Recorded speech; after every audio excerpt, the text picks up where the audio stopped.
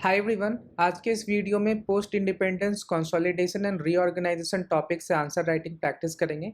आज का क्वेश्चन है, इंडिया में मिड 19th सेंचुरी के बाद political and administrative reorganization of states and territories continuously हो रहा है। तो इसका एक एग्जाम्पल साथ डिस्कस करें। ये क्वेश्चन यूपीएससी 2022 में भी आ चुका है। इस वीडियो में हम लोग इसका कंप्लीट नोट्स देखेंगे, सारे इन्फॉर्मेशन मिलेंगे, तो इस वीडियो को अंत तक जरूर देखें। इस वीडियो में हम लोग इंट्रोडक्शन देखेंगे, फिर हिस्टोरिकल कॉन्टेक्स्ट देखेंगे, इस प्रोसेस का फैक्टर्स देखेंगे, स्टेट रीऑर्गेनाइजेशन एक्ट 1956 के बारे में बात करेंगे, करेंट ऑनगोइंग जो करंट इवेंट्स और ऑनगोइंग डिमांड्स है उसके बारे में जानेंगे, इसके क्रिटिसिज्म एंड इम्प्लीकेशंस के बारे में जानेंगे, फाइनली चैलेंजेस एंड कंक्लूजन साथ एंड करेंगे। तो friends, let's quickly start the introduction of the topic. Introduction में हम लोग क्विकली ये बताएंगे कि political and administrative reorganization of state है क्या। तो it has been a continuous process since mid 19th century. और ये प्रोसेस किस फैक्टर से ड्राइव किया जाता है? Mostly on the linguistic diversity, cultural differences, regional disparities and administrative convenience के लिए स्टेट्स को रीऑर्गेनाइज किया जाता है, स्टेट्स एंड टेरिटरीज को। इसके साथ हम लोग का इंट्रोडक्शन कंप्लीट होता है। हिस्टोरिकल कंटेक्स्ट में हम लोग देखेंगे कि ब्रिटिश रूल के समय उसको किस तरह से ये पॉलिटिकल एंड एडमिनिस्ट्रेटिव रीऑर्गेनाइजेशन किया गया, उसका इम्पैक्ट क्या रहा during the partition and after independence. तो let's start with the historical context. तो पॉलिटिकल और administrative organization during the British rule कैसा रहा था? तो जो ब्रिटिश क्राउन था वो directly took the control of India from east India company in 1858 following the Indian rebellion of 1857। तो उस समय क्या किया था उन लोगों ने? They divided the country into provinces and each was headed by the governor और लेफ्टिनेंट गवर्नर। और उसके बाद जो फर्दर था प्रोविंस, वो was divided into district and each was overseen by the district magistrate. तो इस तरह का उस समय वहाँ पे जो कल्चर था वो उस तरह डिवीज़न किया गया था। उसके बाद है कि इम्पैक्ट क्या रहा था, impact of partition and independence. After जब वो लोग ब्रिटिश छोड़ के गए थे तो उसमें पार्टीशन हुआ था हमारे देश का दो नेशंस में, इंडिया एंड पाकिस्तान। उसमें मैसिव डिस्प्लेसमेंट ऑफ पीपल हुआ था and that resulted the reseparation of territorial boundaries. Post independence, the need of reorganization of state on the linguistic lines become a very significant issue. उसके बाद हमारे देश में state reorganisation act 1956 आया, that was a major step in this direction। और उसके बाद जो स्टेट्स जैसे हैं केरला, कर्नाटका, आंध्र प्रदेश जैसे राज्यों का जन्म हुआ। तो इसके साथ हम लोगों ने मेन बॉडी का कंटेक्स्ट सेट कर दिया कि ब्रिटिश जब आए थे तो कैसा था, वहाँ पे पहले प्रिंसली स्टेट्स थे, और उसके बाद जब ब्रिटिश छोड़ गए तो पार्टीशन हुआ, और उसके बाद नए स्टेट्स हुआ, नए स्टेट्स का जन्म हुआ, और वहीं से इसकी शुरुआत हो जाती है। तो हिस्टोरिकल कंटेक्स्ट हम लोगों ने देख लिया है। नेक्स्ट आते हैं इसके बाद कि स्टेट रीऑर्गेनाइजेशन जो होता है वो किस बेसिस पे होता है, किस फैक्टर्स पे होता है। तो यहाँ पे टोटल 7 फैक्टर्स हम लोग डिस्कस करने वाले हैं और इसके साथ एग्जांपल भी देखेंगे। तो लिंग्विस्टिक मतलब होता है जो लैंग्वेज बोलते हैं। The formation of Andhra Pradesh सबसे पहले हुआ था 1953 में, और उसके बाद ये एक्ट आया था। इस एक्ट आने के बाद स्टेट रीऑर्गेनाइजेशन एक्ट ऑफ 1956 के बाद बहुत सारे स्टेट लाइक केरला, कर्नाटका, गुजरात का फॉर्मेशन हुआ on the basis of linguistic lines. फिर कल्चरल डिफरेंसेस के कारण भी होता है, जैसे कि नागालैंड को 1963 में क्रिएट किया गया उनकी यूनिक कल्चर और हिस्टोरिकल आइडेंटिटी को कंजर्व करने के लिए। और अदर एग्जाम्पल्स आप डाल सकते हो झारखंड, चंडीगढ़ और उत्तराखंड का। रीजनल डिस्पैरिटीज के भी कारण किया जा सकता है, जैसे कि तेलंगाना फ्रॉम आंध्र प्रदेश को अलग किया गया था as a long standing socio economic disparities and demand for the better resource distribution. अब स्टेट्स को अगेन डिवाइड किया जाता है, मर्ज जाता है, क्योंकि उनको एडमिनिस्ट्रेटिव में भी कन्वीनियंस हो। अब जैसे कि transformation of Delhi and Puducherry into full fledge states was driven by the need for the better administrative control and governance. Next factor ये हो सकता है किसी भी राज्य के और किसी भी एरिया को अच्छी तरह से सिक्योरिटी और जियो पॉलिटिकल कंसर्न को ध्यान में रखते हुए भी किया जाता है। फॉर एग्जांपल, जो creation of state of Punjab was a response to the demand for the separate Sikh majority state. Similarly आप अगर नॉर्थ ईस्टर्न स्टेट में देखो तो मिजोरम, अरुणाचल प्रदेश एंड मेघालय का है, वो स्ट्रैटेजिक एम से इसको बना गया था।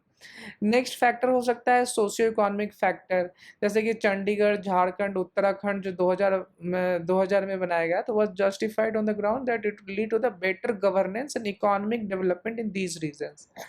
और फाइनल फैक्टर होता है कि पॉलिटिकल कंसिडरेशन, पॉलिटिकल मूव भी होते हैं। For example the division of Madhya Pradesh, Bihar and Uttar Pradesh in 2000 into smaller states was influenced by the political consideration.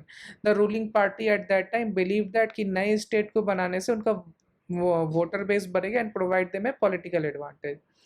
इसके साथ हम लोगों ने सारे फैक्टर्स को डिस्कस किया कि on what factors reorganization of states and territory happen. Next हम लोग देखेंगे जो हमारे करेंटली देश में है स्टेट्स रीऑर्गेनाइजेशन एक्ट 1956। इसको भी आप अगर आंसर में कोट करते हो तो आपको अच्छे मार्क्स मिलेंगे। तो ये जो एक्ट आया था 1956 से स्टेट रीऑर्गेनाइजेशन, उसका क्या मोटिव और रैशनैलिटी था इसके बिहाइंड। तो उसके पहले देखेंगे इस एक्ट के पहले क्या हुआ था। तो इस एक्ट के पहले जो आपने देखा था जब ब्रिटिश छोड़ के गए थे, मोस्टली इंडिया में जो भी सारे स्टेट्स है प्रोविंसेस में डिवाइड होते थे, जिसमें कि बहुत ही ज़्यादा कंसिडरेशन नहीं किया गया था उनकी आइडेंटिटी का, लिंग्विस्टिक डिमांड का और कल्चरल कोहेरेंस का। तो इसी चीज़ को ठीक करने के लिए इंडिया गवर्नमेंट ने क्या किया, एक एक्ट लाया स्टेट रीऑर्गेनाइजेशन एक्ट, और जिसका बेसिस रहा था कि लिंग्विस्टिक लाइंस पे स्टेट्स को डिवाइड करना है to bring more administrative efficiency and fostering a sense of identity and unity among the people of each state. उसका फर्स्ट एग्जाम्पल हुआ Kerala was formed by merging Malayalam speaking region of the Madras Presidency, the princely state of Travancore Cochin and the district of Malabar। तो आप इसका ये बता सकते हो कि इसका कंटेक्स्ट आपने दे दिया कि क्यों ये एक्ट आया था, उसका क्या इमीडिएट इम्पैक्ट रहा था। उसके बाद देखेंगे ओवरऑल आज तक में इस एक्ट का क्या इम्पैक्ट रहा है। तो आज तक इस एक्ट के अनुसार 14 स्टेट्स बनाए गए और 6 union territories and replacing the structure of province and princely state, जो कि अंग्रेजों के एक समय था, उसके स्ट्रक्चर को पूरा बदला इस स्टेट एक्ट के अनुसार। और इसका ये जो रीऑर्गेनाइजेशन है made administratively more efficient, India को मोर एफिशिएंट बनाया। उसके कारण ये भी देखा गया कि जो रीजनल कॉन्फ्लिक्ट्स हो रहे थे इंडिया में वो भी काफ़ी कम गए। इसका आप एग्जांपल भी दे सकते हैं, जैसे गुजरात का जो फॉर्मेशन हुआ, Gujarati speaking region of Bombay led to the better governance and reduce cultural conflicts in that region. ठीक है, तो आपने इसका इम्पैक्ट भी देखा। अब जब हम लोग बात कर रहे हैं state reorganization of state and territories का, तो उसमें B.R. अम्बेडकर का व्यू डालना बहुत ज़रूरी है। तो इसका आप ज़रूर कोट करें अपने आंसर में। तो B.R. अम्बेडकर जो थे वो इसके अगेंस्ट नहीं थे, but he cautioned against the potential risk of linguistic states demanding closed communities। तो उसने वार्निंग भी दिया था। उनका ये बिलीव था कि लिंग्विस्टिक स्टेट जो होंगे वो डेमोक्रेसी को प्रमोट तो करेंगे ही, बट इसका ये मतलब नहीं होना चाहिए कि वो अपने नेशनल आइडेंटिटी और नेशनल इंटीग्रिटी को नहीं रिकॉग्नाइज करे और उन पर खतरा हो। तो उन्होंने फाइनली एक कोट भी किया, the constitution must ensure that they do not grow into exclusive areas marked of for exclusive linguistic group. मतलब उनको ये कहना था सिर्फ लिंग्विस्टिक का मोटिव करके सिर्फ स्टेट का फॉर्मेशन या फिर मर्जिंग नहीं करना चाहिए। They must remain a part of whole nation, not become a whole in themselves as a province in Canada और कैंटन्स एंड स्विट्जरलैंड सा। तो ये बहुत ही अच्छा एग्जाम्पल है, आप इसको जरूर कोट करें आप अगर स्टेट रीऑर्गेनाइजेशन एक्ट से आपको क्वेश्चन आता है आपके एग्जाम में। तो अब देखेंगे कि करंट इवेंट्स क्या चल रहे हैं और क्या ऑनगोइंग डिमांड्स चल रहे हैं स्टेट्स को लेके। तो जो सबसे इसका रिसेंट एग्जांपल आप दे सकते हो, जम्मू एंड कश्मीर को जो यूनियन टेरिटरीज में डिवाइड किया गया, जम्मू एंड कश्मीर एंड लद्दाख में, ये 2019 को हुआ था और आर्टिकल 2030 को हटाने के बाद हुआ था। इसका क्या एम था? It was aimed at integrating Jammu and Kashmir more closely with the rest of India, promoting development and addressing security concerns. ठीक है, तो ये हो गया करंट इवेंट में। और उसके बाद स्टिल इतना सब कुछ चेंजेज, इतने नए स्टेट्स आने के बावजूद क्या अभी भी डिमांड्स कंटिन्यूड हैं? तो यस, अभी भी demand for new states are continued. तो इसका एग्जांपल हम लोग यहाँ पे कोट कर देंगे, Gorkhaland propose to be carved out of the West Bengal, फिर Bodos and ethnic group in Assam, वो भी अपने कल्चरल और सोशो इकोनॉमिक फैक्टर बता के बोल रहे हैं कि एक अलग स्टेट बनाएंगे। Purvanchal a separate state for the Purvanchal region of the Uttar Pradesh, इसका भी एक डिमांड चल रहा है। तो लास्ट में ये सारे जो हैं करंट ऑनगोइंग डिमांड्स हैं, तो but still we have to consider like while these demands highlight the diverse ethnic and cultural fabric of India, they also pose challenge to the political stability and national integrity, उसके भी ध्यान रखना चाहिए। तो इसके साथ हम लोग का हाफ पार्ट खत्म हुआ इस टॉपिक का। नेक्स्ट हम लोग देखेंगे कि इसके जो एक्ट है, ये जो reorganization of state and territories है, इसके क्या क्या क्रिटिसिज्म है, तो इसका 7 क्रिटिसिज्म्स हम लोग देखेंगे वन बाय वन। पहला है पॉलिटिकल मैनिपुलेशन। तो मोस्ट ऑफ द टाइम्स जो है ये जो भी रीऑर्गेनाइजेशन ऑफ स्टेट टेरिटरी वो पॉलिटिकली मोटिवेटेड होता है। पॉलिटिकल पार्टीज अपने वोट बैंक या फिर पॉलिटिकल एडवांटेज के लिए ऐसा करते हैं। इसका आप एग्जांपल दे सकते हो, तेलंगाना का क्रिएशन जो आंध्र प्रदेश में 2014 को हुआ था, was a political move. Neglect of tribal and marginalized area, मतलब कि किसी भी एरियाज में अगर सिग्निफिकेंट पॉपुलेशन ट्रिबल का है, जैसे झारखंड और छत्तीसगढ़ में, but still their interest are overlooked in the process of reorganization of state. ये हुआ दूसरा इसका क्रिटिसिज्म। तीसरा है एथनिक एंड लिंग्विस्टिक डिवीजन। अब जब भी आप अगर सेपरेट स्टेट डिमांड करते हो, अब तो उसका फर्दर डिमांड बढ़ता जा रहा है on the basis of ethnic itself. Linguistic का तो था ही, अब एथनिक के बेस में भी हो रहा है। The creation of the linguistic states in 1950 and 96 while helping to consolidate the linguistic, it has led to the further demands। further demand, कितना स्टेट आप बनाओगे? लिंग्विस्टिक के बेसिस पे आप तो डिमांड कर ही रहे थे, अब एथनिक के भी डिमांड आने लग गए। तो इसका आप एक एग्जांपल दे सकते हो, विदर्भा स्टेट इन महाराष्ट्र का एक जो डिमांड हो रहा है। नेक्स्ट है इकोनॉमिक डिस्पैरिटी, कि इवन जो हम लोग रीऑर्गेनाइज करते हैं this has led to the economic disparity. Example दे दोगे आप, पंजाब का जो डिवीजन हुआ पंजाब एंड हरियाणा में, तो disputes over sharing river water अभी भी कंटिन्यूड है। This is called the economic disparities, इसका एक क्रिटिसिज्म हो गया। फिर आते हैं हम लोग एडमिनिस्ट्रेटिव डिसरप्शन पे। अब जैसे कोई भी स्टेट का डिवीज़न होता है तो उसमें गवर्नमेंट एम्प्लॉयज़ कहाँ रहेंगे, उनके साथ क्या क्या फैसिलिटीज़ उनको मिलेंगे, वो किस तरह से होगा, ये सब डिसाइड करना काफ़ी मुश्किल हो जाता है। फिर होता है कि अगर देखो फिर से आप स्टेट को डिवाइड करते हो, उसको पॉपुलेशन का डिस्प्लेसमेंट कैसे होगा, कैसे लोगों के आप प्रॉब्लम को सॉल्व करके, ये सभी ऑपरेशनल काफ़ी चैलेंजेस बढ़ जाते हैं। और finally even after doing the reorganization of state, हमारे we have seen many cases of border disputes.